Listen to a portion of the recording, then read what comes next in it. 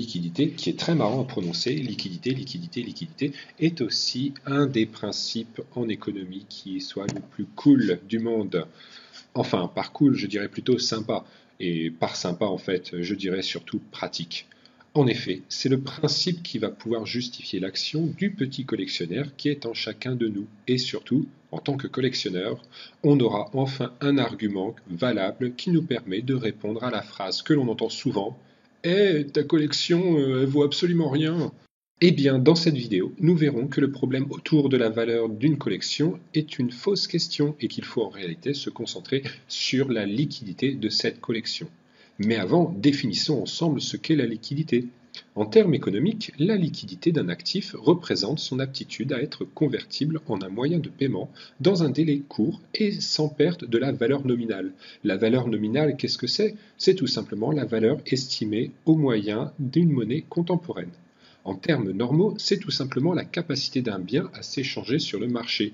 Si l'on suit cette logique, le bien qui s'échange le plus facilement peut devenir une monnaie d'échange au sein d'un groupe.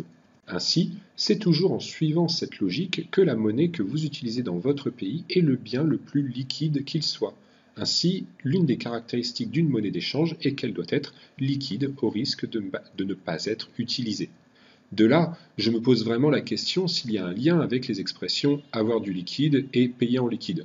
Une simple recherche sur Google, en tout cas, me dirige dans ce sens.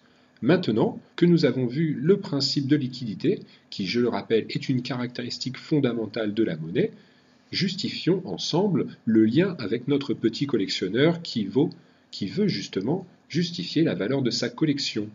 L'argument que nous pouvons lui apporter est que tout simplement sa collection de cartes, de timbres, de films, etc. a une valeur et cette valeur va être comprise et acceptée au sein de sa communauté regroupant les collectionneurs de ces mêmes objets. Mais le problème est qu'en dehors de sa communauté, il y a peu de chances qu'un individu comprenne la valeur de cette collection et qu'il veuille l'acheter pour une valeur à un prix qu'il ne comprend pas. La collection de notre petit ami n'est donc pas liquide, mais possède une valeur. Ainsi, c'est un amalgame que nous faisons lorsque l'on considère une collection comme inutile, parce qu'elle n'a pas de valeur autre que sentimentale pour le collectionneur. Ou de même, c'est un amalgame de penser qu'une collection n'a pas de valeur en dehors de la communauté qui échange au sujet de cette collection. Nous nous trompons entre la valeur de cette collection et sa liquidité, c'est-à-dire sa capacité à être échangée au plus grand nombre contre autre chose. Voilà, merci d'avoir regardé cette vidéo et j'espère que maintenant nous pourrons tous continuer à collectionner nos cartes magiques et Pokémon. Ou pas.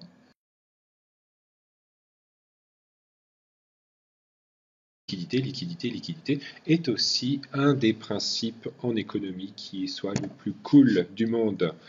Enfin, par cool, je dirais plutôt sympa. Et par sympa, en fait, je dirais surtout pratique. En effet, c'est le principe qui va pouvoir justifier l'action du petit collectionneur qui est en chacun de nous. Et surtout, en tant que collectionneur, on aura enfin un argument valable qui nous permet de répondre à la phrase que l'on entend souvent: Eh, ta collection, elle vaut absolument rien. Eh bien, dans cette vidéo, nous verrons que le problème autour de la valeur d'une collection est une fausse question et qu'il faut en réalité se concentrer sur la liquidité de cette collection. Mais avant, définissons ensemble ce qu'est la liquidité. En termes économiques, la liquidité d'un actif représente son aptitude à être convertible en un moyen de paiement dans un délai court et sans perte de la valeur nominale. La valeur nominale, qu'est-ce que c'est? C'est tout simplement la valeur estimée au moyen d'une monnaie contemporaine. En termes normaux, c'est tout simplement la capacité d'un bien à s'échanger sur le marché. Si l'on suit cette logique, le bien qui s'échange le plus facilement peut devenir une monnaie d'échange au sein d'un groupe. Ainsi, c'est toujours en suivant cette logique que la monnaie que vous utilisez dans votre pays est le bien le plus liquide qu'il soit. Ainsi, l'une des caractéristiques d'une monnaie d'échange est qu'elle doit être liquide au risque de ne pas être utilisée. De là, je me pose vraiment la question s'il y a un lien avec les expressions avoir du liquide et payer en liquide. Une simple recherche sur Google, en tout cas, me dirige dans ce sens. Maintenant que nous avons vu le principe de liquidité, qui, je le rappelle, est une caractéristique fondamentale de la monnaie, justifions ensemble le lien avec notre petit collectionneur qui veut justement justifier la valeur de sa collection. L'argument que nous pouvons lui apporter est que tout simplement sa collection de cartes, de timbres, de films, etc. a une valeur et cette valeur va être comprise et acceptée au sein de sa communauté, regroupant les collectionneurs de ces mêmes objets. Mais le problème est qu'en dehors de sa communauté, il y a peu de chances qu'un individu comprenne la valeur de cette collection et qu'il veuille l'acheter pour une valeur à un prix qu'il ne comprend pas. La collection de notre petit ami n'est donc pas liquide, mais possède une valeur.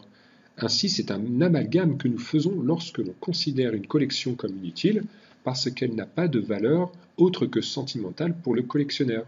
Ou de même, c'est un amalgame de penser qu'une collection n'a pas de valeur en dehors de la communauté qui échange au sujet de cette collection.